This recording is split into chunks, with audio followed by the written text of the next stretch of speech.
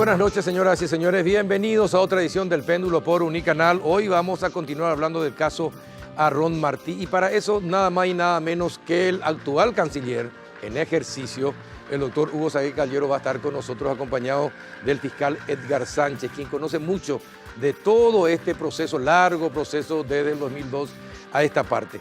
El segundo bloque vamos a hablar sobre otro tema sumamente importante, la auditoría en Petropar. Van a estar con nosotros Carlos Arregui, coordinador de la Unidad de Transparencia Técnica, Luis Cardoso, ministro auditor general, y el licenciado Héctor Godoy, jefe de auditores en la auditoría de Petropar. Y el último bloque, otro tema igualmente importante. Vamos a hablar acerca del presupuesto general 2019 y todo este proyecto sobre tributación que se viene gestando con nada más y nada menos que el exministro de Hacienda, Manuel Ferreira.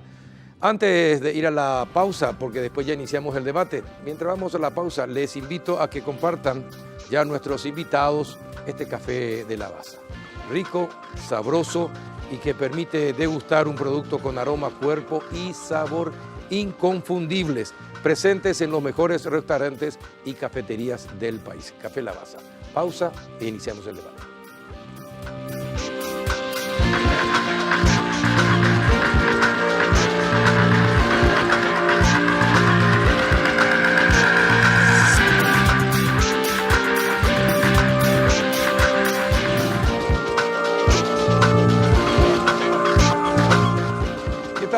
Buenas noches, doctor Hugo Zahir Caballero, ¿cómo anda?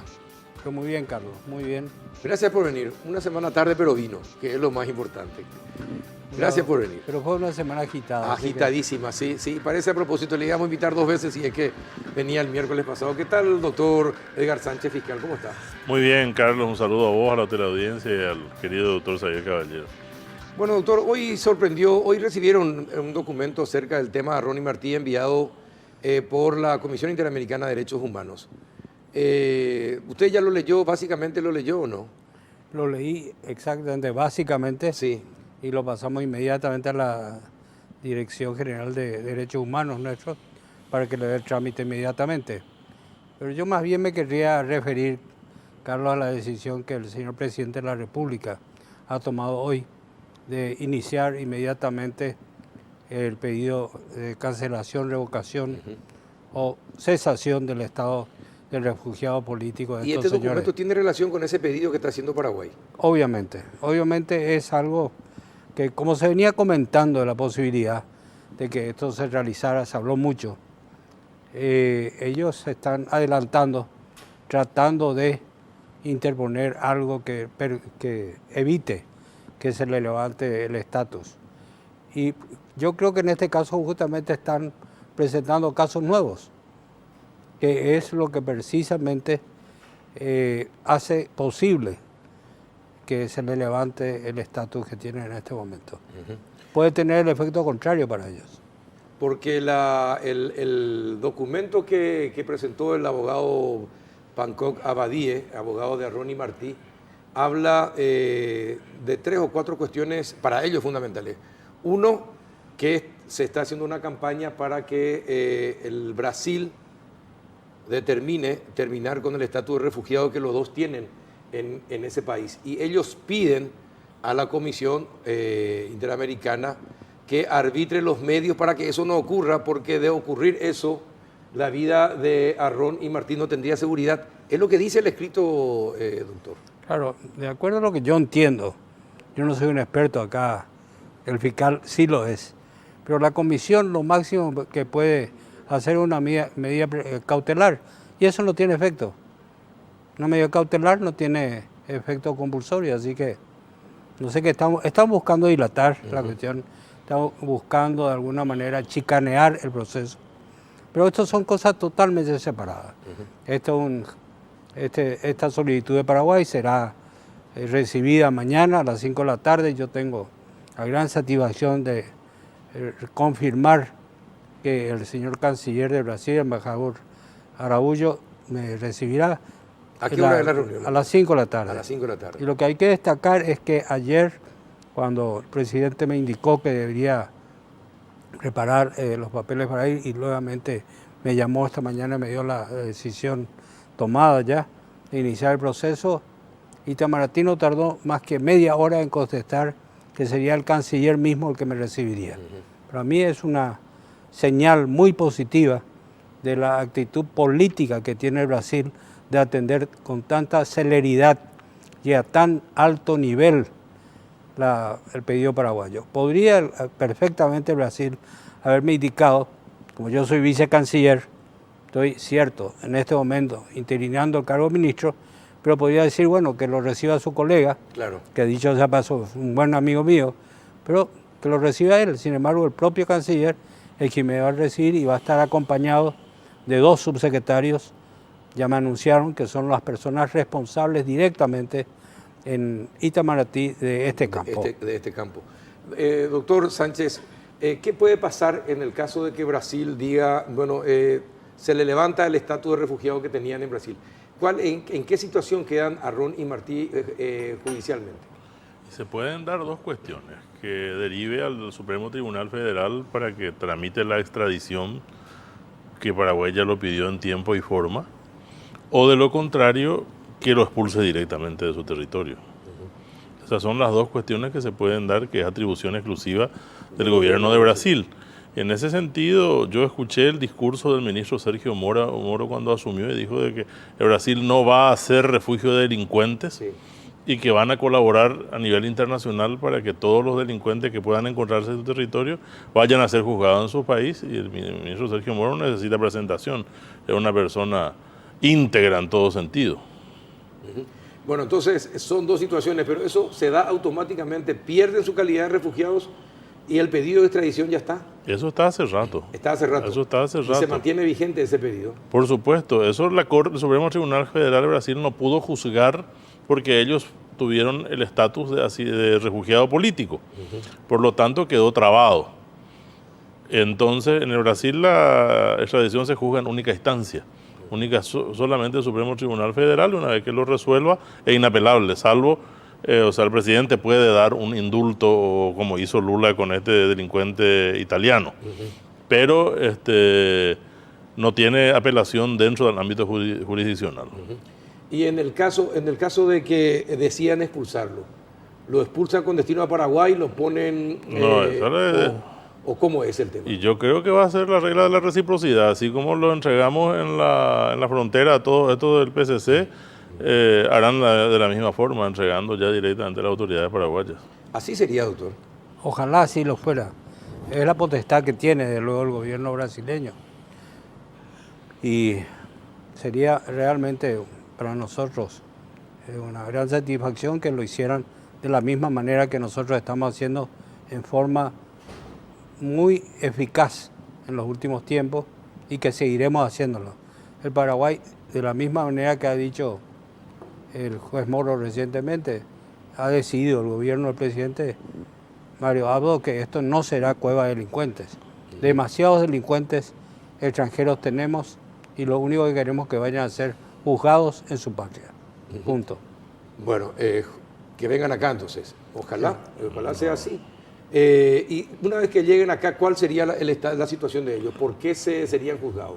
Ellos están acusados y con la causa elevada a juicio oral por secuestro de la señora María Di Bordón de Bernardi. No se olviden de que en vísperas del juicio oral fue que sus abogados renunciaron al mandato. El presidente del tribunal en ese entonces, el doctor Gustavo Amarilla, admitió y los emplazó a que ellos designen nuevos defensores y reemplacen la fianza, y en ese momento ellos se fugaron del país. Si ellos llegan a venir a Paraguay, automáticamente tiene que integrarse un tribunal de sentencia y establecerse la fecha de juicio oral y público. Bueno, ahí está. Tienen que ser, en primer lugar, detenidos. Detenidos, claro.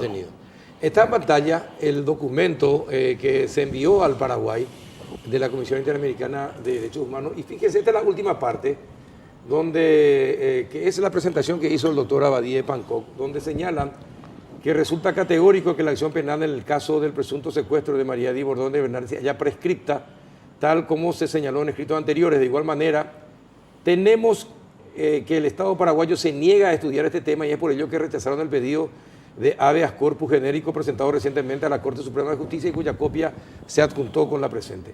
que es categórica, atención con esto, que es categórica la intención del Estado paraguayo de traer a como dé lugar a mi representado Juan Arrón y Anuncio Martí al territorio paraguayo. Resulta notorio el ambiente hostil que el gobierno paraguayo está creando hacia todos mis representados y teniendo en cuenta las facultades previstas en el inciso 2 del artículo 63 de la Convención Americana sobre Derechos Humanos, solicito muy respetuosamente a esta honorable Corte tomen las medidas que crean convenientes para garantizar los derechos de mis representados. Ese es el pedido concreto. Hay que explicar muy bien a la opinión pública. La legislación paraguaya no permite litigar en rebeldía. Ellos están rebeldes ante la justicia paraguaya. Por lo tanto, ningún planteamiento de ellos estando en rebeldía se va a dar trámite. Puede tener razón en que la causa está prescrita, pero tiene que venir a litigar en Paraguay. Y acá, ante el juez y ante el fiscal, se va a estudiar si realmente prescribió o no el caso, pero no a distancia. En otros países se permite el litigio penal en ausencia, pero en Paraguay no. El procesado debe someterse a los mandatos de la justicia. Y estas dos personas lo que nunca hicieron fue someterse a la justicia paraguaya. Al contrario, se escaparon. Huyeron de la justicia. Entonces, tienen que someterse y ahí resolver esa cuestión que ellos están planteando o lo que tenga que plantear en el juicio oral y público que se debe llevar a cabo, ¿verdad? Estas son cuestiones, es decir, corre riesgo. ¿Y cuál es el riesgo concreto? Debe ser demostrado. ¿Cuál es el riesgo concreto? Se crea un problema inhóspito, ilógico. Sueño con que Paraguay sea inhóspito para cualquier delincuente, que ningún delincuente se siente cómodo en nuestro país. Eso es el deseo. Obviamente ningún delincuente tiene que sentirse cómodo. Porque de lo contrario estamos favoreciendo la impunidad. ¿Y qué es el mensaje que deja la Comisión Interamericana de Derechos Humanos con sus actuaciones? Y espero que la Corte no lo haga en ese sentido, la Corte Interamericana, de ser un respaldo a los delincuentes comunes, porque ese es el mensaje que quieren dar, respaldar a delincuentes comunes en detrimento de los estados. Bajo argumentos políticos. Bajo argumentos políticos, porque la tendencia ideológica de los miembros de la Comisión Interamericana de Derechos Humanos es muy parecida a los que actúan en este caso como denunciantes. Les digo también que el escrito habla en otros párrafos anteriores acerca de toda la campaña que el gobierno paraguayo está realizando para desacreditar a los integrantes de la Corte Interamericana de Derechos Humanos, que es una campaña alevosa iniciada nada más y nada menos que por el propio presidente, siguiendo por usted, siguiendo por el vicepresidente, miembros del Parlamento también.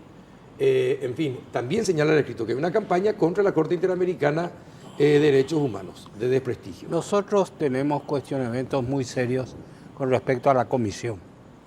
Y en la comisión en particular, porque da la casualidad, y es repetir algo que todo el mundo sabe, que estos señores recibieron el refugio político justamente amparados por un señor que luego, que formaba parte del CONARE, era el subsecretario de Justicia, que luego fue electo miembro de la comisión y salió de la comisión por delito de abuso, tuvo que renunciar. Pero antes de irse de la comisión, agarró y, como él era comisionado para Paraguay, agarró y elevó a la Corte ya con la recomendación del caso Arrón. Mucha casualidad de parte de este señor. Nomás sabemos perfectamente cuál es su tendencia política, la misma de estos delincuentes, y afortunadamente por lo menos este señor ya salió de la comisión. Entonces nosotros lo que cuestionamos es que la comisión haya actuado así. Con respecto a los miembros de la Corte, esperemos, acá hay una preocupación no solo de Paraguay, sino de la gran mayoría de los estados que formamos parte del sistema de derechos humanos, ya que hay 250 sentencias contrarias, todas ellas, todas las sentencias, salvo una, parece que ahora salió a favor de Costa Rica, en un caso, pero todas las demás en contra de los estados siempre. Entonces, esto no puede ser así, algo está pasando. Puede ser que siempre tengan la culpa de todo, pero creemos en la justicia, ojalá alguna vez lo hagan, pero no se trata acá de que nos juzguen o que nos sentencien por un guaraní o por los 63 millones que pretenden, sino que se pone en duda todo el sistema jurídico paraguayo. Y eso es muy grave. ¿De dónde salieron los 63 millones? Porque ellos alegan de que eso es mentira, que es ficticio, No. que nunca se pidió. No es cierto, no sé si trajo hoy el doctor Sayer, porque en el escrito de promoción de la acción ante la Comisión Interamericana de Derechos Humanos, ellos plantean una tabla donde solicitan, sumado todo a 63 millones de dólares, porque no solamente los dañados son Arrón y Martí, sino sus familiares. Faltó claro. solamente poner las mascotas de la casa o alguna planta que pudo haberse dañado por lo que ellos sufrieron. Pero la realidad es que todas las hermanas, suegra, todos estaban dañados por el supuesto autosecuestro de ellos, entonces pidieron una indemnización en ese sentido. O sea, no es cierto que es un invento. Ellos solicitaron en el escrito de promoción firmado por el doctor Abadía Pancok el resarcimiento y estableciendo monto exacto a quién debe destinarse y por qué. Así se presentó. Sí, Claro, y acá en el entonces, ¿qué celular tipo de tengo credibilidad le podemos dar a estos litigantes cuando desmienten lo que ellos mismos presentaron? Nosotros inventamos la cifra, está en el expediente. Usted no trajo Entonces, la página, ¿se acuerda? No, Yo traje tengo el lastimosamente. ¿Usted Vos tiene, lo- doctor? Tengo. Podés tenerla. Ahí está. Acá está, sí. Bueno, Es una vergüenza. Voy a reenviar a mi WhatsApp. Sí. ¿Podría usted reenviar Sí, mi le WhatsApp? voy a Yo le doy reenviar. el número y entonces enseguida hacemos, publicamos eso en la pantalla, de tal manera que la gente observe a este WhatsApp, para que la gente observe ese listado que prepararon los abogados de Arrón y Martí, para que ese dinero que piden de resarcimiento sea distribuido a ellos y a sus familiares. Hay una pregunta que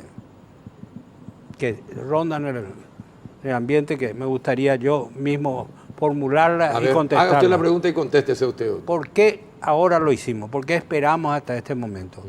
Porque nosotros estamos esperando el cambio del nuevo gobierno.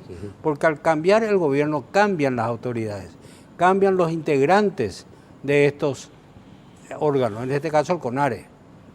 Hoy el hecho de que el ministro de Justicia sea el juez Moro nos da a nosotros una garantía de que sabemos que no va a estar apañando las cuestiones, que va a haber una justicia. Entonces, ¿qué miedo tienen estos señores del juez Moro o ellos niegan la integridad del juez Moro? Por favor. Ahora, doctor, ellos sufrieron lesiones en su momento cuando fueron supuestamente rescatados. Ellos se comprobó que efectivamente tuvieron lesiones. Lo que nosotros pudimos como investigadores tener acceso es a las imágenes, Sí. al diagnóstico médico firmado por la doctora Esperanza Martínez, por su marido y el doctor Jorge Querey, porque ellos jamás permitieron que médicos, ya sea del Ministerio Público o del Poder Judicial, los examinaran. Entonces nos limitamos a acceder a lo que hicieron los médicos privados, porque hay que recordar que ellos fueron llevados a Sanatorio Migones, Sí. pero estos médicos que los examinaron tampoco eran médicos del Migones. Salvo el doctor Querey, que Claro, era ellos- doctor del sí. médico del Migones. Ellos entraron, usaron las instalaciones del sanatorio, ingresaron, permitieron el ingreso solamente de la prensa amiga, digamos, se tomaron las fotografías, las filmaciones, pero ellos jamás permitieron que se haga una junta médica. Nosotros lo habíamos notificado en su momento para que designen un médico para integrar la junta médica, medio de confianza de ellos, que iba a estar otro de la Fiscalía del Poder Judicial. Nunca ni siquiera contestaron Pero eso. estaban dos médicos forenses, creo que de la Fiscalía. Los que no estuvieron Ingresaron al presentes. sanatorio, pero no le permitieron, No le permitieron. trabajar ni siquiera de forma conjunta con los médicos que los estaban examinando a ellos. Se habló de lesiones en partes íntimas del cuerpo Sí, de Juan Arrón.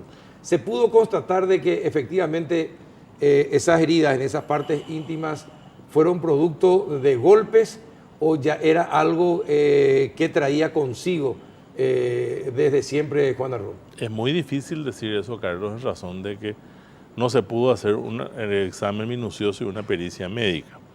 En ese sentido, se hizo un trabajo de base a fotografías, porque que es lo que se tuvo acceso, sí, que marcaba de hematomas, que este comandante Chocolate en su momento les había puesto en evidencia diciendo que eso eran signos de autoflagelación, como el utilizar la cuchara fría para golpearse el cuerpo, sí, y la toalla mojada para la parte de la espalda. Y en ese tema quedó una nebulosa. Tal es así que nosotros como fiscales, esto es muy importante lo que te voy a decir, en el momento de presentar el requerimiento conclusivo, nosotros tuvimos certeza de que los 3 imputados no tuvieron participación en el hecho. Nos quedó la duda de si efectivamente ellos pudieron haber sido golpeados o torturados. Pero ¿dónde esa duda desapareció? Cuando el secuestro de Cecilia Cubas y aparece el famoso manual del secuestrador y el video, el famoso video del entrenamiento. ¿Por qué decía el manual del secuestrador? Lo primero que se debía hacer era autoflagelarse, involucrar a las fuerzas de seguridad del Estado, denunciar públicamente ese hecho y crear cuanto menos una duda o desconfianza sobre los investigadores. Y eso quedó a rajatabla, lo cumplieron en ese caso de la investigación del caso María Dida de Bernardi, pero que recién estos documentos aparecen en el famoso allanamiento en investigación del caso de Cecilia Cubas. Uh-huh. Sí, pero si hoy a mí la Corte Interamericana en el momento de mi testimonio me pregunta si yo considero que el hecho punible no existió, yo con certeza hoy puedo decir ese hecho no existió. No existió. Vicecanciller, ¿qué pasa si Paraguay es sancionado? ¿Qué va a pasar entre Paraguay y la Comisión Interamericana? Bueno, en primer lugar... Porque es un escenario que se tiene que manejar. Sí, en primer lugar nosotros ya hemos dicho hasta el cansancio que no se va a cumplir lo que ellos decidan. O sea, al pueblo paraguayo no le van a sacar un centavo, porque es al pueblo al que le van a sacar. Esa plata saldría de nuestro bolsillo. Primera cuestión. Y después nosotros ponemos en duda todo el sistema en este momento. No somos los únicos. Nosotros creemos que el sistema de derechos humanos que fue creado y por el cual apostamos ha sido desvirtuado totalmente y que merece una revisión. Y son varios los países que piensan como nosotros. Son varios los países que han tenido situaciones en las cuales se han visto obligados a, de alguna manera, hacer estudios de cómo resolver. Este es un tema generalizado.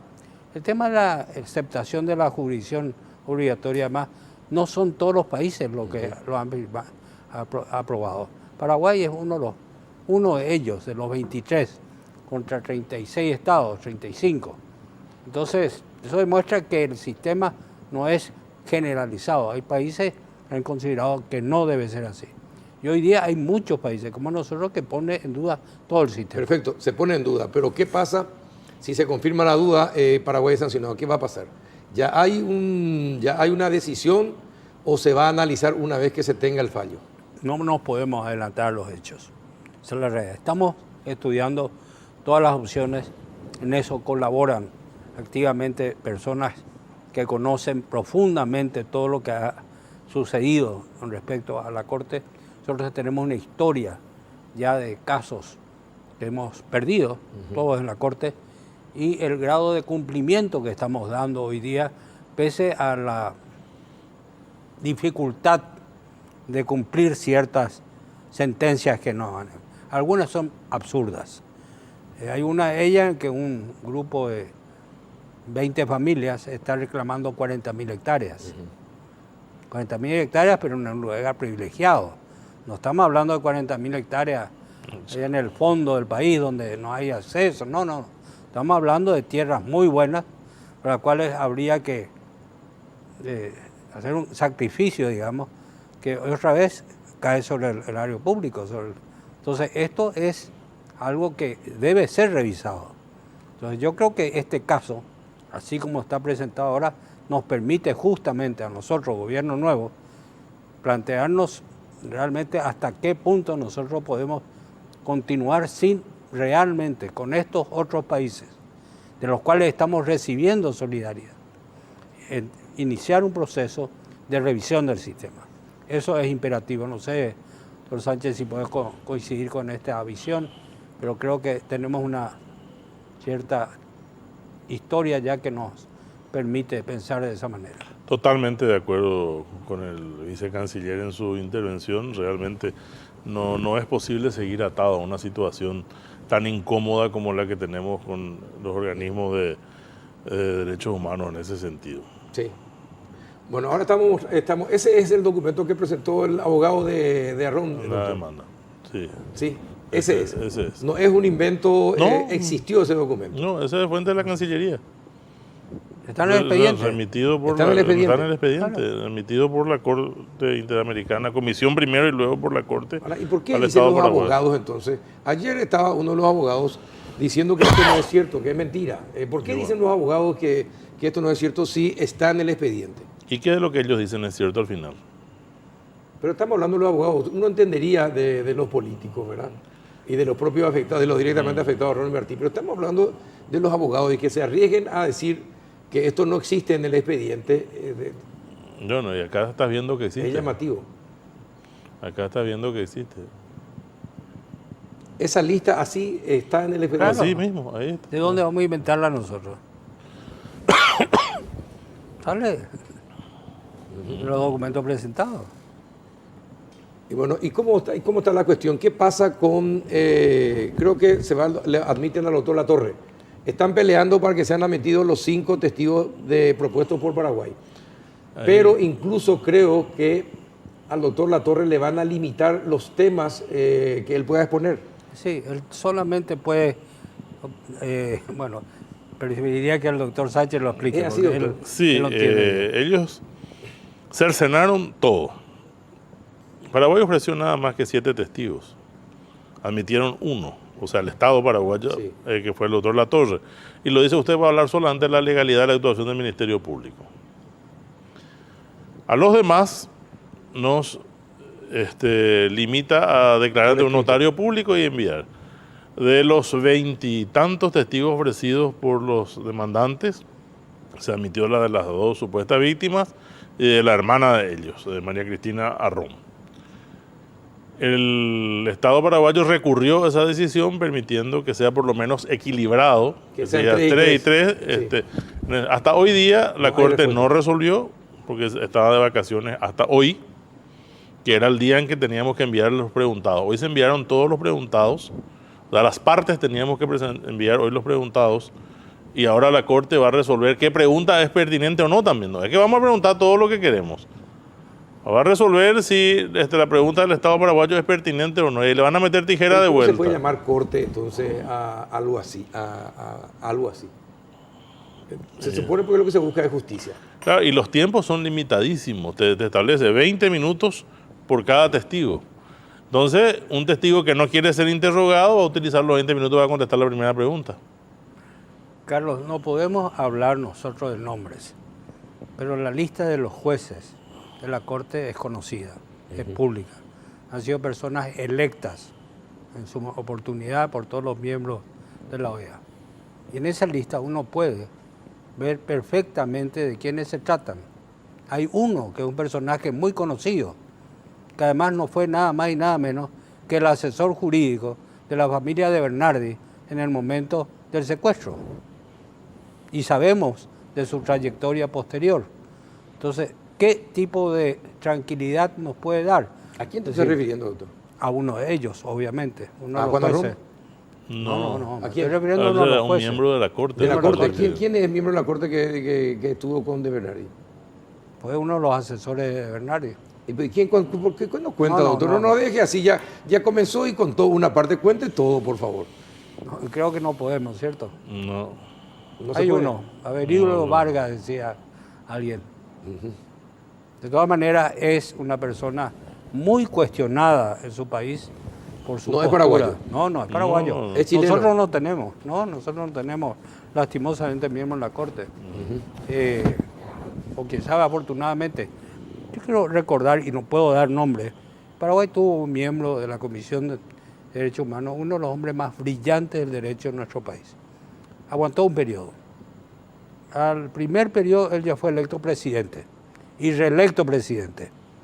Y cuando llegó el momento de la renovación del mandato, al cual tenía derecho a hacerlo, y además sus colegas mismos lo estaban presentando, él prefirió retirarse. Porque no le gustaba cómo se comportaba la comisión. Estoy hablando de hace muchos años. De hace muchos años. Uno de los hombres más brillantes, puedo decir el nombre, Evelio Fernández Arevalo, un gran señor. Sí. Definitivamente. Tan gran señor es que para que uno entienda la calidad de persona, él era presidente del Congreso y se iba al Congreso con su Volkswagen, con su Fusca, con su escarabajo, se iba al Congreso con su Fusca. No usaba vehículo del Congreso para irse y ser reportado a su casa o de su casa. Así es. Ese otro nivel de parlamentario al que tenemos actualmente. Bueno, doctor, le deseamos éxito, que mañana, usted en una hora creo que esto va a durar su reunión, y no le va a molestar que le llamemos nosotros. No, al contrario. Inmediatamente después. Al contrario, hay que entender que con esto se inicia un proceso.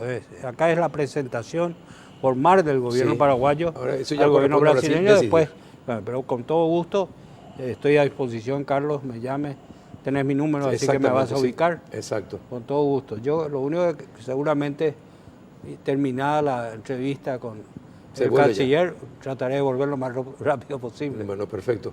Doctor, gracias por venir también. Éxito a la Fiscalía. Gracias, Carlos. Y también recordar que lo del 7 de febrero no termina. No termina. Ese día es solamente la presentación. Ese día no va a haber sentencia de la Corte. Mucha gente dice, ese día la Corte. La Corte no va a resolver esa fecha todavía, va a ser mucho más adelante, pero ese día va a ser la producción de pruebas y la presentación de los alegatos. Perfecto. Vamos a estar atentos también y vamos a ver si hacemos fuerza para acompañar con algún periodista a Costa Rica. Gracias, doctor Sánchez, Gracias por estar con nosotros. A la vuelta de la pausa, la auditoría en Petropar. ¿Qué pasó en Petropar? ¿Realmente hubo irregularidades por 30.000 millones de guaraníes? Ya lo vamos a ver a la vuelta de la pausa.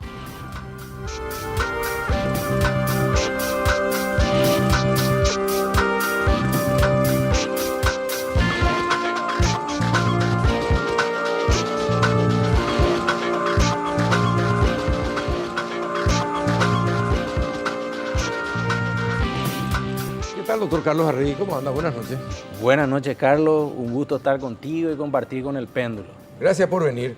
¿Qué tal, don Luis Cardoso, ministro auditor general? ¿Cómo está? Buenas noches, Carlos. Muchas gracias por la invitación. Gracias por venir también, licenciado doctor Godoy. Buenas noches, ¿qué tal? Buenas noches, ¿cómo estás? Bueno, auditoría en Petropar. ¿Qué guarará se armó con ese tema? ¿No? ¿Cuántos comentarios y cuántas polémicas se desataron? Quiero hacer una aclaración. Le invitamos también a Eddie Jara, a ver si podía estar esta noche, ¿verdad? El señor se excusó diciendo que por el momento le habían recomendado no brindar declaraciones. Le habló gentilmente con nosotros transmitimos esto para que la gente sepa que intentamos tener a todos los sectores en esta mesa. Bueno, pero cuéntenos, ¿qué es lo que se encontró en la auditoría? Bueno, mira, Carlos, primero hay que explicarle a la gente que acá, en mi función de coordinador, hemos trabajado y conformado grupos de trabajo, ¿verdad?, con las instituciones genuinas de control, en este caso la Auditoría General del Poder Ejecutivo, encabezada acá por el doctor Cardoso, el licenciado Godoy, son las personas que estuvieron trabajando dentro de Petropar. Se establecieron puntos concretos de auditoría, específicamente en este caso lo que fue planificado tenía que ver con la concesión, los contratos que se han firmado con los operadores de Petropar, que son más de 160. ¿Qué es lo que buscaron? Y ahí se utilizó. ¿Qué les pidieron buscar? Bueno, hay que saber Sí. por qué se establecen estos puntos, y tiene que ver con las denuncias que inclusive periodísticamente habían salido en la época. Recordarás que había irregularidades que se denunciaban en la concesión de los contratos con los operadores. Entonces, una auditoría básicamente como la que se hizo es como las demás auditorías que están reconocidas internacionalmente y que también tienen un manual de auditoría gubernamental donde se utilizan las técnicas de muestreo, por ejemplo, que es una de las técnicas utilizadas acá por los señores auditores. Por eso es que ellos analizaron 32 empresas de ese universo de 160, ¿verdad? La auditoría tuvo su oportunidad de dar descargo a la empresa Petropar, se hizo el descargo correspondiente y posterior a ese descargo se elabora el informe que es el que finalmente se entregó al Poder Ejecutivo. Entonces, en ese informe es donde constan las irregularidades. ¿Se consultó con el señor, con el expresidente de Petropar? Se consulta con el... Se le dijo, usted tiene la oportunidad. Te vamos a explicar el proceso, Sí. ¿verdad? En realidad, lo relevante, y eso forma parte del descargo, son las documentaciones allá, Carlos, más allá de las personas, ¿verdad? Sí. Nosotros con la actual presidenta tuvimos solamente un contacto y tal vez ocasionalmente una o dos veces en esta auditoría, fue para la presentación del equipo y posteriormente ya la disposición física donde se ocupó la auditoría del Poder Ejecutivo de realizar su trabajo con toda su gente, ¿verdad? Y ahí es donde se detectan las irregularidades, se describen hechos y esos hechos van acompañados de evidencias concretas en cada caso. Perfecto. Son los documentos lo que hablan. Ahora, Sí. Eddie Jara contestó a través de Twitter, a través de las redes sociales, contestó muchas de las cuestiones que salieron de la auditoría. ¿A él se le llamó, se le consultó respecto de las irregularidades que encontraron o no, don Luis? Bueno, profundizando más lo que dijo el doctor Arregui, ¿verdad? En auditoría nosotros no le auditamos a las personas, auditamos los procesos. En este caso, nosotros cuando emitimos nuestro borrador para el descargo, nosotros le solicitamos el descargo a la institución, porque las documentaciones deben estar en la institución, no tiene que estar con el expresidente. Por ahí si él decide llevar copia, pues bien, pero los documentos originales deben estar en la Y institución. estaban todos ahí en la institución. Y bueno, nosotros nuestro trabajo hicimos en base a las carpetas de cada operador. Y de ahí salieron esas observaciones. Ahora, el señor Jara decía que en realidad no le llamaban, no lo consultaron y que iba a ser muy fácil explicar algunas cuestiones que salieron equivocadamente, según él, en la auditoría, si le llamaban para que él explicara. Los auditores no llaman para que reciban explicaciones de los documentos si algunos son irregulares. No, en este caso, por ejemplo, nosotros no podemos llamarle a una persona que ya está fuera de la institución, porque conforme a los procesos de auditoría, nosotros solamente nos limitamos a las documentaciones que están en la institución. ¿Es así? Así Siempre mismo, es así. Así mismo. Y- A no ser que, no, cuando hay algún sumario administrativo, sí se le llama. Claro, pero ese no es auditoría, ese Ese es no un es sumario. auditoría. Ese no es auditoría. Nosotros, nuestro descargo le remitimos a la institución. No podemos remitirle nosotros a la persona que ya está fuera de la ¿Y institución. de dónde sale la cifra de 30.000 millones de guaraníes? De las observaciones que hemos obtenido de esas 32 carpetas, Son 30.000 millones de guaraníes faltantes. que están en riesgo de ser, o están en riesgo de están en perderse. riesgo de ser perdidos. Esos son, ¿y por qué motivo están en riesgo? ¿Qué pasó o qué pasa para que estén en riesgo de perderse 30.000 millones de guaraníes? Bueno, yo le puedo mostrar uno de los casos, ¿verdad? Sí, ¿Por cómo qué no. ocurrieron eso? En el 31 de marzo del 2017 se firma un contrato con un operador X. Ese operador X, en el 2015, 20 de marzo del 2015, ya tenía operaciones morosas por cerca de $600.000.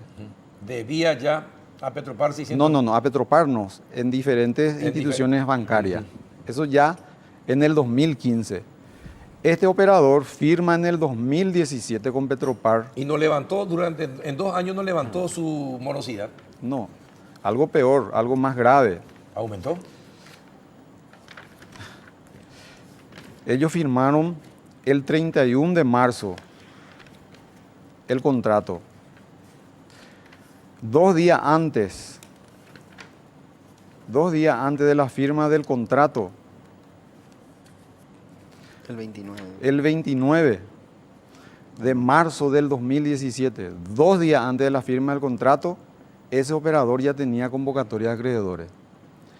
Y ese operador, Y esa era una información que debía debía haberse sabido. en el manual de procedimiento era requisito sustancial el informe financiero. Te pongo un ejemplo, Carlos. Te vas a un banco a solicitar un préstamo de 1 millón de guaraníes. Lo primero que te piden es tu informe financiero. En este caso, ¿qué pasó si en el 2015 el operador ya tenía operaciones morosas? ¿Qué pasó del informe financiero? Y este operador hoy en día tiene una cuenta con Petropar por más de 4.000 millones de guaraníes con serio riesgo de que no recupere. Ese es un caso nada más. Y estas son las documentaciones que nosotros hemos encontrado en la carpeta. También hay que agregar, Carlos, que esto, así como está explicando también el doctor Cardoso, ¿verdad? Tenían dictámenes jurídicos internos de la propia entidad Petropar donde ya les hacía ver esta situación y aún así se le otorgó el crédito. La asesoría jurídica claro, alertó. Y eso está, los documentos que ellos plasmaron en el informe tienen que ver con eso, ¿verdad? Hay dictámenes jurídicos. ¿No tienen algún dictamen jurídico? Tienen todo. Y hay otros casos donde, por ejemplo, Carlos, ellos pretendían cancelar su deuda con la presentación de cheques diferidos. Es decir, cheques diferidos que al momento... Son cheques adelantados, para que la gente entienda. Son cheques adelantados que se... Claro, ¿qué ocurría con esos cheques? Al momento de su presentación fueron rechazados. Algunos por insuficiencia de fondos, algunos tenían órdenes de no pago inclusive. Y aún así se le volvía a dar el combustible. Entonces, esas situaciones... A pesar de esas... Ya ocurrieron casos de que rebotaban los cheques. Totalmente. Y a pesar de eso se le seguía dando... Se le seguía dando... Y de la misma forma. Combustible a crédito, exactamente, ¿verdad? Y eso consta en el informe detallado, ¿verdad? Y nosotros, como decía, lo que se hizo es un análisis, ¿verdad? De todas esas evidencias por cada operador están arrimadas en el informe in extenso, ¿verdad? Y se han auditado, obviamente que dentro de esa auditoría hay participación. Nosotros no nos estamos refiriendo a una persona en especial, pero eso ya va a ser materia de análisis y posterior determinación por parte de otros entes del Estado, ahora en este caso del Ministerio Público, eventualmente. Licenciado Godoy, a ver, ¿qué nos puede decir acerca de lo que la asesoría jurídica recomendaba y no se cumplía, por ejemplo? Yo me quiero remitir directamente a las documentaciones que hemos accedido. En una de estas documentaciones del Departamento de Cobranzas, para la concesión específicamente de un operador que ya originalmente había tenido un contrato anterior, se eleva un informe donde dice: el cliente cuenta con facturas y créditos vencidas y excede su límite de créditos. Esto en fecha 23 de noviembre 2017. Del 2017. Posterior a eso se emite un dictamen jurídico donde en el informe jurídico advierte que no cumple uno de los requisitos establecidos para acceder como operador a esta segunda estación de servicio. El asesor jurídico dice: estos documentos son necesarios y deberán ser presentados para la firma del contrato por parte de Petropar. Estamos haciendo cronología. 23 de noviembre de 2017 se advierte en el primer informe del Departamento de Cobranza. El Departamento Jurídico vuelve a advertir que no reunía los requisitos. Que no reunía los requisitos. Y a pesar de ello se aprueba. 5 meses después, el 25 de abril, tenemos, aparte de eso, en el considerando que autoriza al emblema otorgar una nueva estación de servicio, en el considerando mencionan las notas y el dictamen jurídico negativo y otorga la segunda estación de servicio, la concesión de una segunda estación de servicio. Entonces... Le pregunto, ya, como auditores, Sí. A ver, ¿cuántas estaciones de servicio Petropar tiene con su emblema funcionando o lo tenía? ¿Y cuántos tienen problemas? Del total, ¿cuántos tienen problemas? Bueno, acá, sí, y ahí continúan, ¿verdad? Sí. Acá lo que se hizo es, te decía yo, una de las modalidades de la metodología que es internacionalmente adoptada y la de las técnicas gubernamentales es la técnica del muestreo, Sí. que es la que ellos utilizaron. Sí. De esas 32 carpetas analizadas, hay que sacar un porcentaje que sería aproximadamente un 30% de las 160 que son los operadores, un poco más de 160, ¿verdad? De esas 32, ¿verdad? Según el estudio que ellos hicieron, todas tienen hechos, algunas más relevantes que otros, ¿verdad? Hechos que describen situaciones irregulares, algunas de carácter administrativo y otras con indicios serios de perjuicio patrimonial. Todas esas 32 analizadas, ¿verdad? Todas, las Todas. 32. Sí. 32. Bueno, y se supone que las 160 tendrían problemas entonces. Eso tiene que ver, Carlos, con una parte que inclusive forma, digamos, es una de las recomendaciones que hace la Auditoría General al culminar su informe. Ellos, y no es la primera vez acá, el licenciado Cardoso ha hecho ya auditorías anteriormente en Petropar, inclusive ellos han elevado una serie de recomendaciones de mejores prácticas y de mejor control y no se ha tenido en cuenta. Eso consta también en el informe, ¿verdad? Entonces, una de las recomendaciones expresas que ellos hacen, además de solicitar una mejora en cuanto al control a la actual administración ya, y le dan un plazo de tiempo de 1 mes para poner en práctica y a la vez también poder observar el grado de cumplibilidad de eso, ¿verdad? Tiene que ver con seguir auditando el restante de las operadoras que restan, ¿verdad? O sea, eso es una parte de la recomendación específica que hace la auditoría. ¿Se está haciendo ese control con las restantes 130? Va a comenzar el proceso. Nosotros hemos recomendado eso a la actual administración para que a través de su auditoría interna continúe con esos otros operadores que no han sido tomados como muestra. Sí. Bueno, pero de 30 tienen irregularidades. Sí. Es así. Así Eso mismo. fue lo que determinó la auditoría. Así mismo. Y bueno, y si eso se proyecta a los 160, Y bueno, hay que caso por caso, como te decían ellos, ¿verdad? Acá no es la persona, sino que son los procesos administrativos y por sobre todas las cosas, Carlos, acá son los documentos lo que hablan. y eso, ya sé, pero esos procesos, esas faltas en las 30 estaciones de servicio, todas tienen un riesgo patrimonial. Algunas son de carácter administrativo, como te decía, Sí. y otras sí tienen ya indicios muy relevantes de perjuicio ¿Y patrimonial. cuánto tienen, qué porcentaje de esos 30 tienen porcentaje de daños patrimoniales? No sé cuánto sería. Eso se ve también por cada operador, porque hay operadores que tienen más cuenta que otros. Por decir, un operador hoy en día está teniendo más de 13 mil millones de deuda, otro tiene 4 mil millones y otros por debajo de los 500 millones. O sea que cada caso tiene sus peculiaridades, ¿verdad? Y lo que pasa es que el tema del combustible es un negocio muy peculiar, Sí. ¿verdad?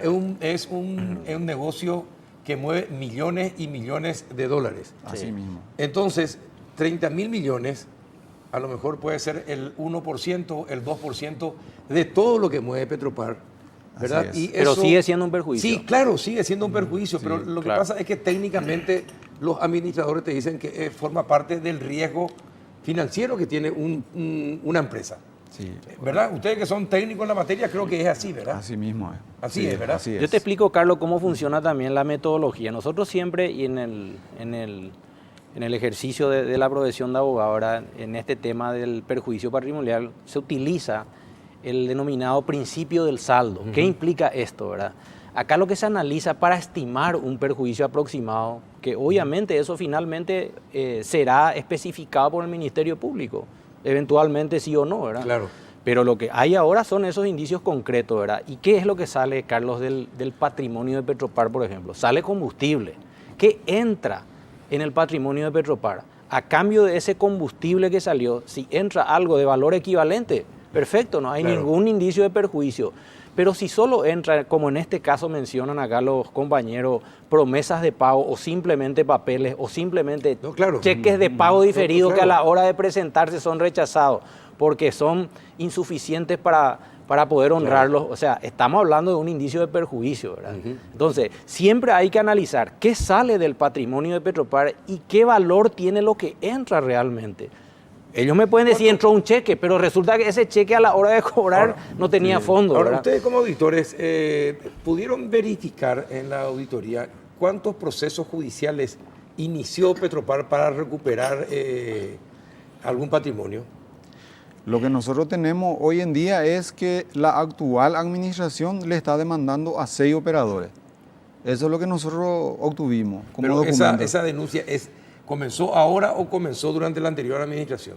No, empezó ahora con esta administración.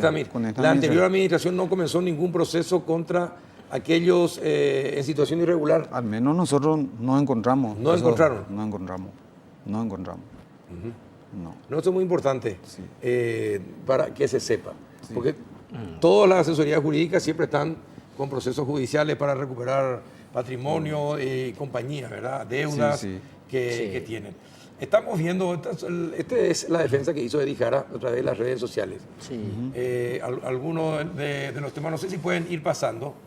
Pero entonces, sería bueno que puedan mostrar los documentos sí, también, Carlos. claro. Acá, puedan mostrar también en relación a lo que estaban mencionando. No sé si Sí, citamos sí, la- a ver, si puedes mostrar a la cámara, o me pasas a mí, ya Sí. vamos a ver si. Sí, claro. ¿Cuál? la a ver última si- parte de y explicarle, Héctor. los hallazgos. Acá te explico, Carlos. Sí. Acá tenemos los principales hallazgos en base a documentaciones que nosotros hemos accedido. Como primer punto tenemos deudas vencidas, que equivale a que se le han otorgado crédito a 30 días Sí. y que posterior a los 30 días no han cancelado su deuda. O en todo caso, la han cancelado con un cheque sin fondo al momento de su cobro. Luego tenemos la deuda sin garantía. La deuda sin garantía es, contractualmente se establece que la línea de crédito otorgada a cada operador será garantizada con una póliza, una hipoteca, de acuerdo a los procedimientos establecidos. En estos casos, habían deudas que no estaban sustentadas con póliza. Ahora, está bien, perfecto. Y respecto del depósito de los fondos, Adelante. ¿cuál es la realidad? La administración anterior respetaba, tenía todo en el Banco Nacional de Fomento, no lo tenía todo. ¿Cómo es y qué participación ya hay de esos depósitos durante esta administración? En realidad, Carlos, al asumir acá los compañeros la auditoría se encontraron con que documentalmente lo que había era que estaban los fondos de Petropar depositados en 14 cuentas del sector privado, ¿verdad? O sea, ese famoso decreto del cual hablaba que gradualmente Sí. se tenía que ir depositando los fondos de las entidades públicas, como el caso de Petropar, ¿verdad? Al Banco Nacional de Fomento no se había cumplido. De todos modos, tampoco tenía ninguna sanción penal, alguna sanción administrativa de ese decreto, que hoy al parecer ya ha quedado sin efecto. Sí, Pero así es. después se dispone, por un dictamen de asesoría, ya de la actual administración también, de que todos los fondos que estaban depositados de Petropar deben pasar al Banco de Fomento. Lo que encontraron ellos documentalmente es que ese hecho quedó demostrado. Lo que no pudieron encontrar es lo que se decía de que pasaron supuestamente o se transfirieron fondos del Banco de Fomento a bancos privados. Eso no se puede demostrar documentalmente porque en los hechos eso no existió según lo que ellos relevaron de la auditoría. Te pueden comentar ellos. Sí, hablando con Patricia Zamudio, ella había explicado que no podían retirar todos los fondos de los bancos privados porque hay algunas... Proveedoras internacionales. Sí, también. exactamente. Sí. Hay algunos negocios con proveedoras internacionales que no se hacen a través del Banco de Fomento y solamente se hacen Así mismo. con bancos privados. Así mismo. Entonces, ¿y se puede suponer que lo mismo hacía la administración anterior? No, de hecho que el decreto desde su emisión no se ha cumplido, porque el decreto reglamentario de la ley de presupuesto es de junio del 2016 y a partir de ahí nosotros tenemos la secuencia, lastimosamente están letras muy chicas, ¿verdad? Acá nosotros tenemos la mostrar la cámara? secuencia Sí, podemos desde mostrar. el año 2016 Ahí está. donde estaban distribuidos en diferentes bancos privados desde junio hasta el 30 de septiembre del 2018. Nosotros hemos solicitado por resolución nuestra ampliación por 30 días más nuestra auditoría y solicitamos los estados bancarios, los extractos bancarios al 30 de octubre y ahí nos encontramos que el 96% del dinero de Petropar ya están depositados en el BNF. Ya están. Sí, ahora. Pero ahora se pueden sacar ahora, si se le conviene Sí, ahora sí. a Petropar por los intereses Sí, que pagan así mismo. las otras entidades, que es lo que siempre se hizo. Eso también, ese también es un negocio que hay que controlar, ¿eh? Sí. Porque hay comisiones que con los que los muchachos se quedan por Sí. hacer esos depósitos en las instituciones públicas en los Claro. bancos privados. Acá, Así Carlos, es. hay que resaltar también, y muy importante, esta etapa en la que están los acá, el licenciado y el doctor de la Auditoría General del Ejecutivo, ¿verdad? Que es en una etapa de implementación de un plan de mejoramiento de control, que es clave y me parece que es una oportunidad demasiado importante para la administración actual de poder realmente transformar esa institución, teniendo en cuenta ya que, como ellos comentaban, ¿verdad? No es la primera vez que se ha auditado Petropar. Ellos han hecho, el señor tiene ya, es su tercera auditoría de Petropar y han hecho una serie de recomendaciones que no se han cumplido. Eso también consta en el informe, ¿verdad? Entonces, lo ideal ahora es que puedan... ¿En qué año Sí. hizo esa auditoría? La primera auditoría en la cual yo participé en Petropar fue en el año 2009. En el 2009. En el 2009. La segunda auditoría fue en el año 2012 y esta es la tercera auditoría. Y en las tres auditorías, ¿se cumplió o no las recomendaciones de la auditoría? No, porque nosotros cuando hicimos la primera auditoría emitimos nuestras recomendaciones. Cuando nos vamos para hacer nuestra segunda auditoría nos encontramos otra vez con las mismas observaciones de nuestro primer auditoría. Claro, por eso es Nuestra clave el primera Así plan que que los te decía. administradores no toman en cuenta las recomendaciones de los auditores. Y evidentemente que no. Carlos, ellos tienen un sistema ahora donde ponen por un mes de plazo a la actual administración y ese un mes de plazo se tiene que observar ya el mejoramiento de esas mejores prácticas de control, mejores prácticas Sí, de los procesos Evidentemente administrativos. nos hacían seguimiento. Claro, Así y entonces, mismo y también hay una serie de postulados en ese informe y en ese plan de mejoramiento, ¿verdad? Para mí es clave eso y hacer un seguimiento, o si no va a quedar en la anécdota nomás otra vez. Así es. Y sí, eso sucedió en gobierno del Frente Guazú, en gobierno liberal y en el gobierno colorado. Así De mismo. todos los Es decir, colores. que ninguno de los partidos, De todos los colores. ninguno de los administradores de los partidos Acá es respetan sin los distinción, ¿verdad? procedimientos. No hay Sin distinción distinción. de colores. acá. Es así, ¿verdad? Así mismo es. Bueno, increíble. Finalmente, doctor. Sí, no, para mí... Espera un sí. ratito, no te vayas. Finalmente, vas a investigar el tema de los peajes. Bueno, estamos charlando con el ministro, hemos tenido ya una serie de reuniones. ¿Y te pasó ya una carpeta? Sí, me pasó una serie de informes que ellos tienen, inclusive algunas denuncias anteriores. Y este tema específico es el del peaje y el Sí, del ordeño sí, de combustible, ¿verdad? Tenemos en nuestra época de fiscal casos emblemáticos de mega operativos del peaje, Sí. ¿verdad? Muchas personas condenadas que después fueron... Son 6 de puestos de alguna peaje manera- en observación. Sí, en observación. Todavía no se ha decidido si va a ser una auditoría específica. Vamos a conversar acá con la gente de la Auditoría General del Ejecutivo y planificar previamente, Carlos, hacerlo de una manera seria y sobre todo hay algunos elementos en esa carpeta que ya son, digamos... No, hay algunos que son muy violentos. elementos- Es como que las boletas sean de la época de Federico de Federico Franco. Franco, claro. Eso ya es el colmo. Y hay algunos elementos que corroborados con otras informaciones que se están recabando ya pueden ser denunciados penalmente directamente. Exactamente. Así sí. mismo. Y rápidamente lo va a hacer. Claro, y se va a trabajar para eso. Hay todavía muchas cosas que ajustar en ese sentido, ¿verdad? Ya para hacer una denuncia seria sobre todo y que un fiscal pueda entender cuál es el modus operandi ahí. Doctor, muchísimas gracias por venir. Gracias a vos, Carlos, por la sé que- oportunidad. yo sé que es comprometedor para ustedes, pero me encanta que hayan aceptado, hayan No. explicado, hayan traído los documentos. No Sí. todos podemos mostrar porque algunos pueden ser fuente Sí, de la investigación, denuncia justamente, penal así y mismo. compañía. Así Así que, Sí. de todas formas, le agradezco No, que estamos hayan a la orden. estado y gracias por estar a la orden. No, por favor, estamos a la orden. Gracias. A la vuelta de la pausa, ¿qué piensan del presupuesto 2019 un ex ministro de Hacienda? ¿Y qué piensa de todo esto que se habla de cambios tributarios? Ya vamos a debatirlo en instantes.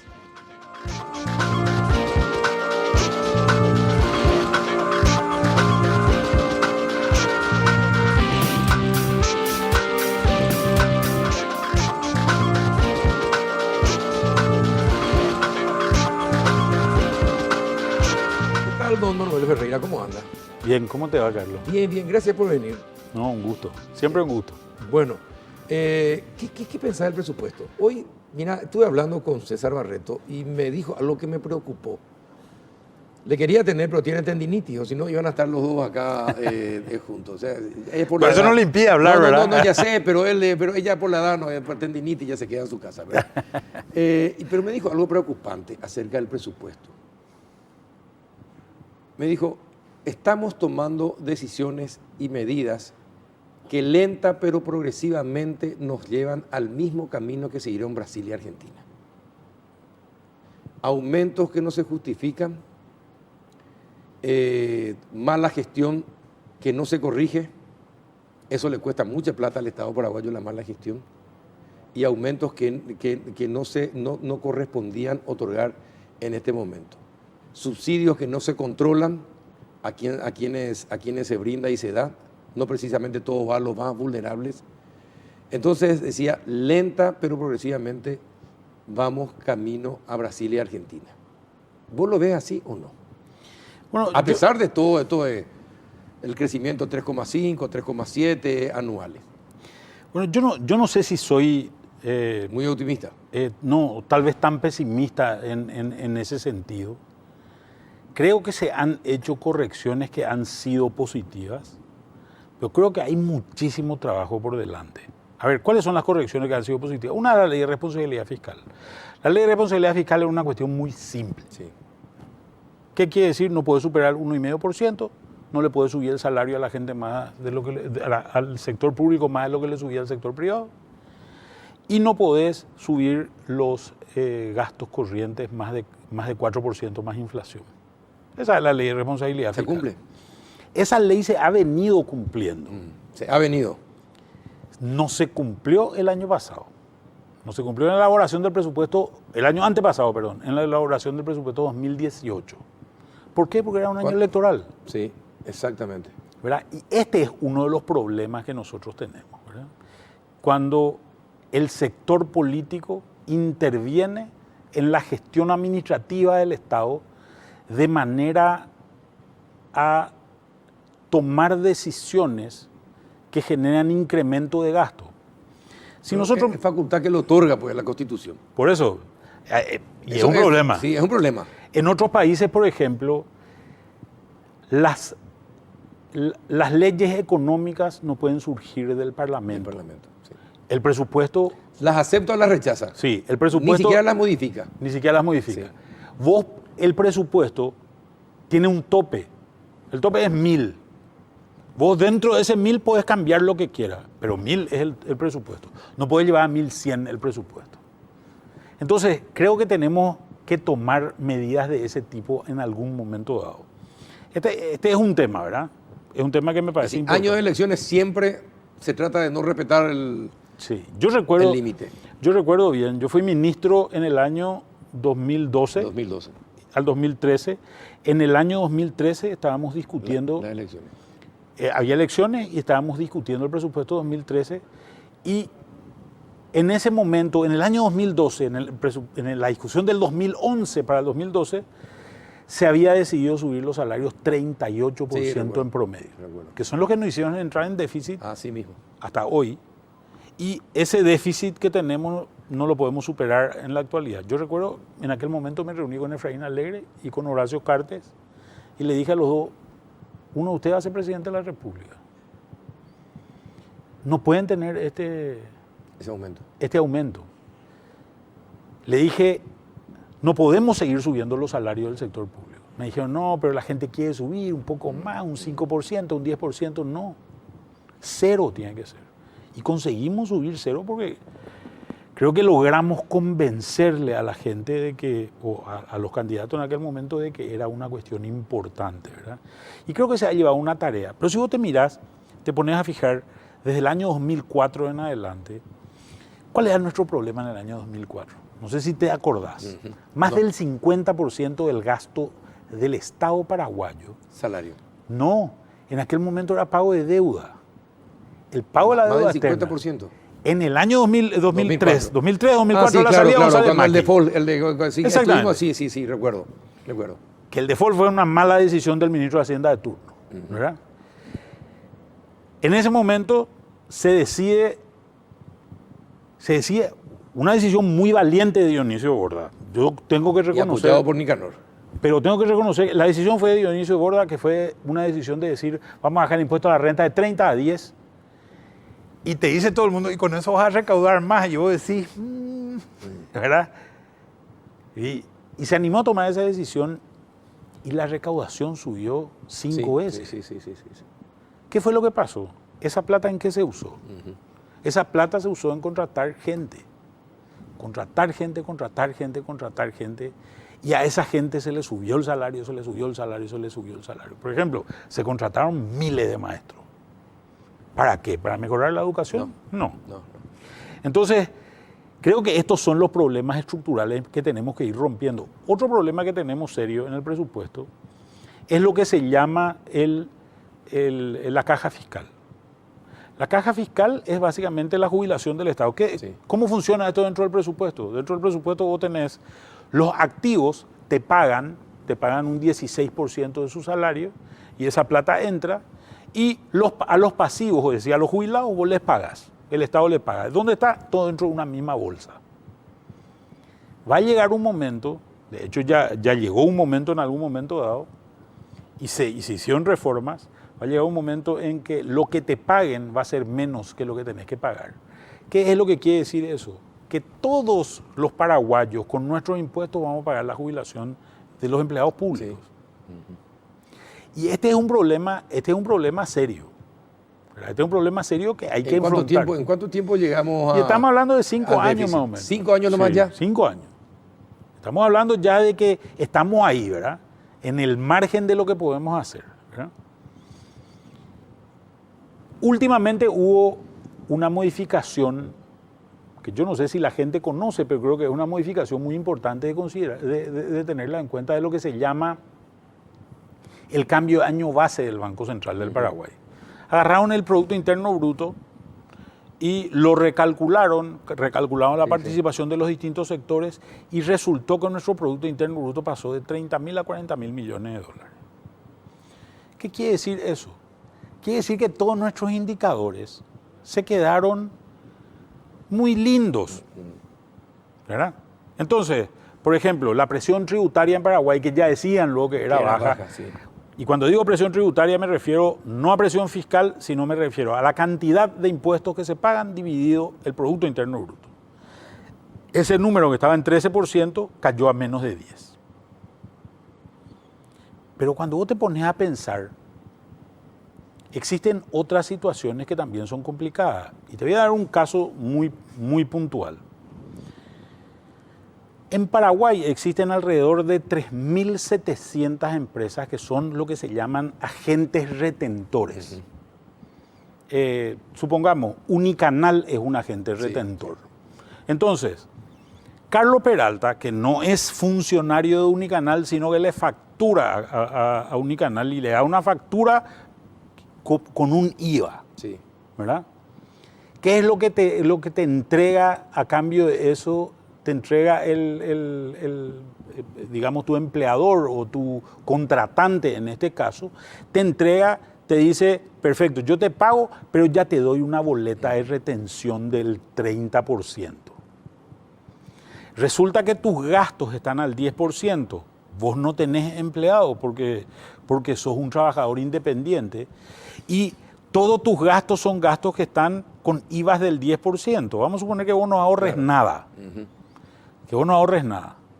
¿Qué quiere decir eso? Que vos cobraste, si ganás 10 millones de guaraníes, y doy un ejemplo cualquiera, cobraste 700.000 guaraníes de IVA, pero pagaste 1 millón de guaraníes de IVA. Así mismo. O sea, tenés un crédito fiscal de 300.000 guaraníes. Ese crédito fiscal de 300.000 guaraníes, como tu estándar de vida no cambia radicalmente. Cierto. Tu estándar de vida va subiendo a poquitito, ¿verdad?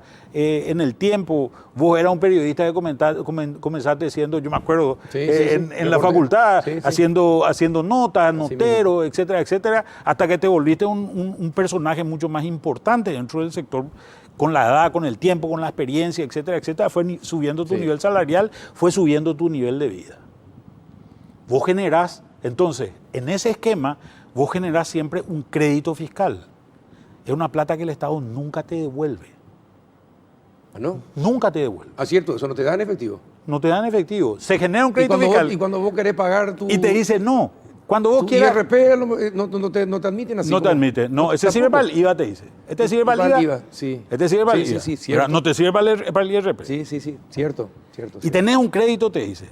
Pero vos, Carlos, nunca vas a dejar de tener créditos. Exacto. Nunca vas a tener un débito fiscal y vas a decir, mira, Sí, ahora sí, voy sí. a usar No, no, eso. no te pagan en efectivo, el Estado no te paga en No, efectivo. ni siquiera vas a poder usar para pagar otro impuesto porque vos siempre vas a ir subiendo y vas a ir generando cada día más créditos fiscales. El Estado te está robando. Directamente te está robando. Se está apropiando de una parte de tu ingreso que no le pertenece y no te lo devuelve. Con un sistema de retenciones. Entonces vos mirás las estadísticas y Paraguay es un gran recaudador de IVA. ¿Cómo recauda IVA? Cobrándole al que paga más IVA de lo que tiene que pagar. El IVA efectivo en Paraguay está en 15%, no en 10%. Lo que pasa es que hay un montón de gente que no paga. Exactamente. ¿Y qué es lo que hacen? Le agarran a estas grandes empresas, el caso de Unicanal, ¿verdad? Le agarran a una empresa como Unicanal que tiene un montón de proveedores y le exigen a Unicanal que les retenga a todos esos proveedores, vos incluido, les retengan ese dinero y con ese dinero que te sacaron de más a vos. ¿Qué se hace con ese dinero? Y eso, vos mirás la estadística y dice, se recaudó más IVA, dicen. Sí. Eso dice, y vos decías, la pucha, mira qué eficiente la gestión. No es eficiente la gestión es deficiente. ¿Por qué? Porque el organismo lo que está haciendo está gravando exageradamente al contribuyente que contribuye y está dejando al contribuyente que no contribuye. Entonces es mentira esto del bajo tributo que pagamos. No, porque la gente que paga más de lo que tiene que pagar. ¿Qué es lo que pasa? Te voy a dar un ejemplo. Acá en Paraguay, hoy estamos en una discusión del tema tributario. Sí. La ley tributaria paraguaya no es mala. Tiene su defecto como cualquier otra y podría tener modificaciones. Lo que es malísima es la administración tributaria. ¿Por qué? ¿En qué sentido? ¿Cómo funciona una administración tributaria buena? Yo te voy a dar el ejemplo de Brasil. No me voy a ir a Europa, te voy a dar el ejemplo de Chile. Te voy a dar el ejemplo de Argentina. Vos te vas a Brasil, vas a pagar tu IRP, tu renta en Brasil, y te dice, señor Carlos Peralta, su impuesto es de 3.421.173. ¿Usted está de acuerdo o usted está en contra? Y vos podés decir, estoy de acuerdo, y bueno, te va a ir pagar, ¿verdad? Claro. O podés decir, estoy en contra y tener que presentar la documentación, ¿verdad? ¿Por qué es eso posible? Porque hay todo un gran sistema de cruzamiento de datos. Eso es informática hoy. Eso son redes. Esa es inversión Tecnología. en tecnología. En tecnología. Esa es inversión tecnológica. Fíjate que ahora hubo una notificación a 5.000 contribuyentes del IRAGRO. ¿Por qué? Esa notificación a 5.000 contribuyentes del IRAGRO viene de que dos campos, el campo 1, que era el campo... Verá, una cosa, Manuel, a ver, de 5.000 que detectaron, 200 nomás fueron notificados hasta ahora. Bueno, pero ¿qué es lo que era Pero la...? sí. Te voy a decir Detectaron cuál era 5.000. qué era lo ¿Cuál que es- detectaron. qué es lo que Había dos detectaron? campos en el formulario, Sí, que la computadora o el sistema de de la SED. de la SED no reconocía y tomaba como cero. ¿Cuáles eran esos dos campos? La base imponible. Entonces vos, Carlos Peralta, decía, bueno, mi base imponible es 10 millones de guaraníes. 10 millones de guaraníes es lo que yo vendí, perfecto. Vos metías eso en el formulario. Cuando el formulario se cargaba dentro de la computadora no leía ese campo. Al no leer ese campo, ponía cero. Entonces, ¿qué te pasaba vos? ¿Cuánto es tu declaración? Cero. A la pucha, cero. ¿Y vos qué haces? No pagás. No pagas, claro. Y decís, todo bien. Esto ocurrió allá por el 2013-2014, ¿verdad? Hay problemas de gestión tributaria. Y hay problemas de gestión tributaria, te voy a dar un ejemplo. Es decir, que es mentira de los 5.000 entonces. Eso es un error de gestión tributaria. Es un error de la computadora. No es evasión de los 5.000. No es evasión de los 5.000, es un error de la computadora, es un error de procesamiento. Es un problema de administración tributaria, nuestro problema serio es la administración tributaria. ¿Cómo funcionan otras administraciones tributarias en otras partes del mundo?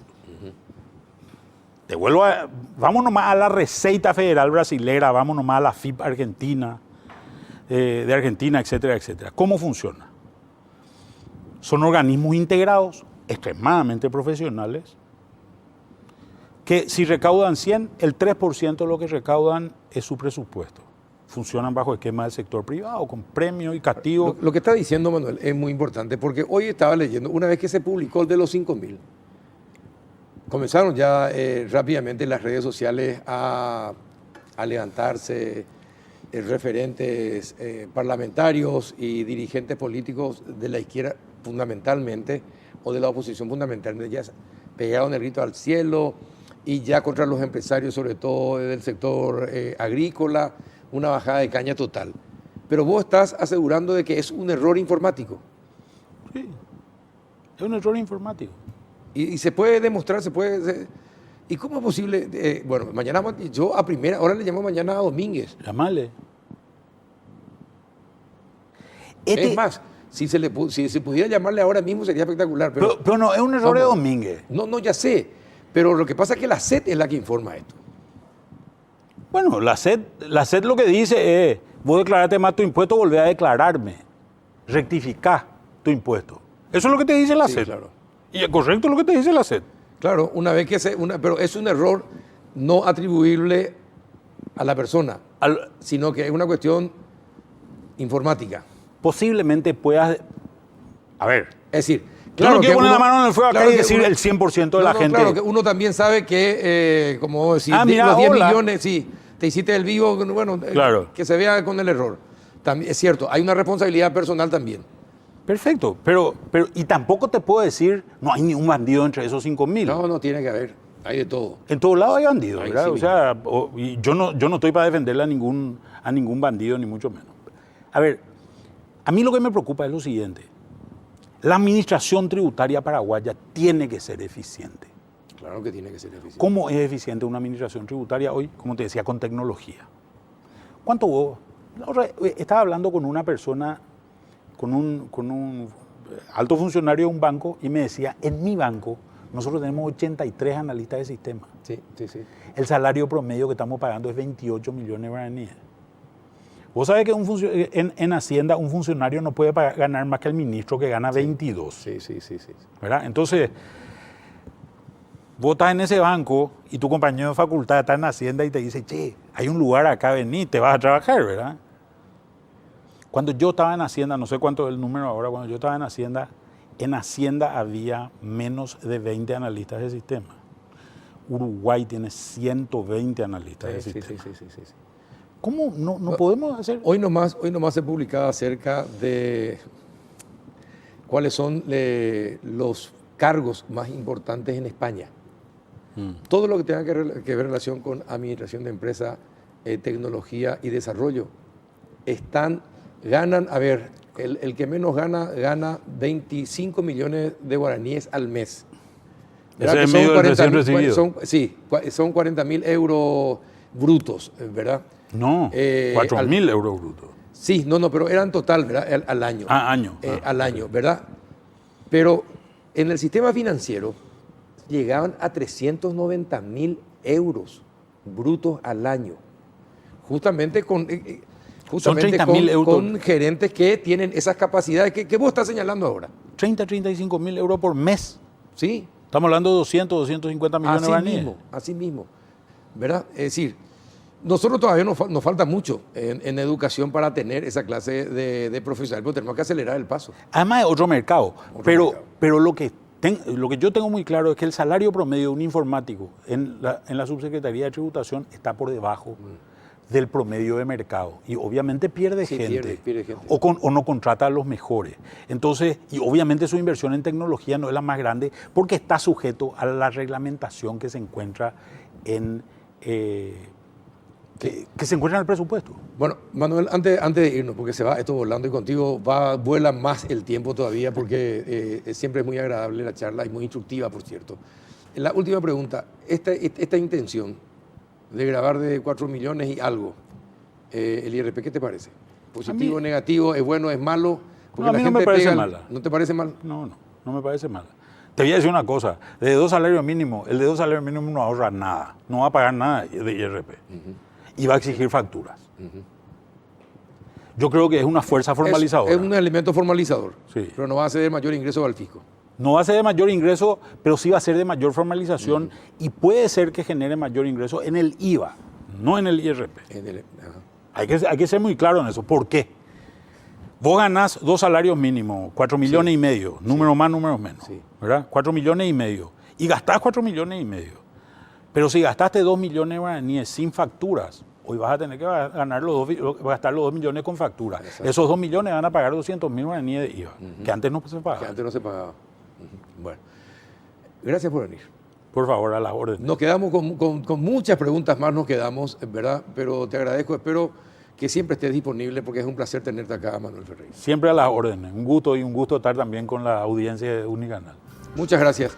Señoras y señores, llegamos al final. 3 temas realmente apasionantes los que tocamos hoy. Espero que lo hayan disfrutado así como yo lo disfruté ampliamente. Hasta el próximo miércoles.